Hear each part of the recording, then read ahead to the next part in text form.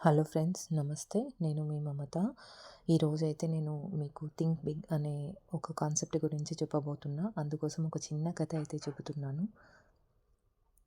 అదు సముద్ర తీర గ్రామం. ఉదయాన్నే పడవేసుకుని వేటకు వెళ్ళడం, పట్టి తెచ్చిన చేపలను అమ్ముకోవడం, ఇదే అక్కడి వారి దినచర్య. ఆ గ్రామానికి చెందిన ముగ్గురు యువకులు స్నేహితులు కలిసే వేటకెళ్ళేవారు. ఒకరోజు మొదటి యువకుడి వలలో పెద్ద మొత్తంలో చేపలు పడ్డాయి. వాటిని బయటికి తీస్తుండగా బంగారం రంగులో మెరిసిపోతున్న 3 చిన్న చేపలు పిల్లలు కనిపించాయి. వాటిని తన స్నేహితులకు చూపించాడు. ఎంతో ముద్దుగా ఉన్న ఆ చేప పిల్లలను తలా ఒకటి తీసుకొని పెంచుకోవాలనుకొని ఇళ్లకు తీసుకెళ్లారు.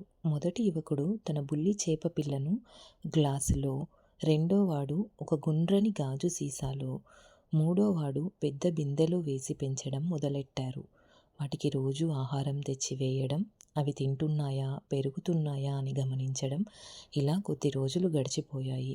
ఒకరోజు ముగ్గురు తీరిగ్గా కూర్చుని కబుర్లు చెప్పుకుంటుండగా చేపల ప్రస్తావన వచ్చింది. గాజు సీసాలో పెంచుతున్న యువకుడు తన చేప సీసాకు సరిపడా పెరిగిందన్నాడు.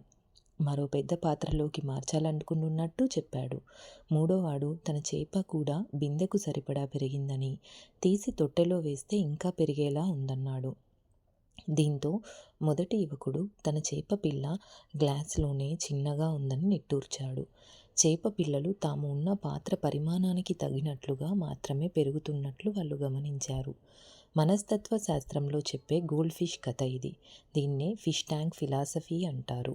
చేపలు వాటిని ఉంచిన ట్యాంకును బట్టి పెరుగుతాయి.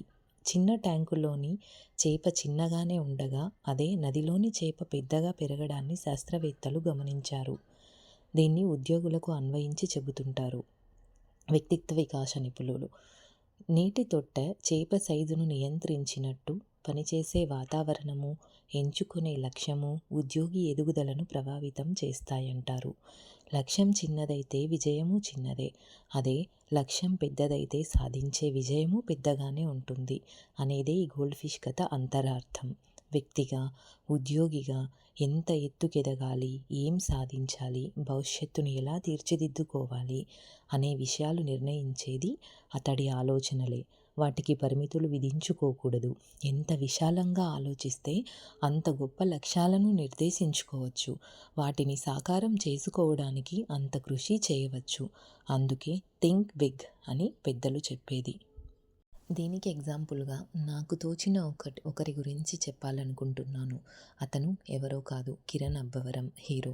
వాళ్ళమ్మ దుబాయ్ వెళ్ళి చిన్నప్పుడే వీళ్ళను వదిలేసి దుబాయ్ వెళ్ళి సంపాదిస్తుంటే ఇక్కడ చదువుకొని తన కన్న కల నిలం చేసుకొని ఈరోజు ఒక స్టార్గా వెలుగుతున్నాడు. అంటే మనం కూడా ఏ కలలైనా కనొచ్చు, వాటిని నెరవేర్చుకోవాలి అంతే.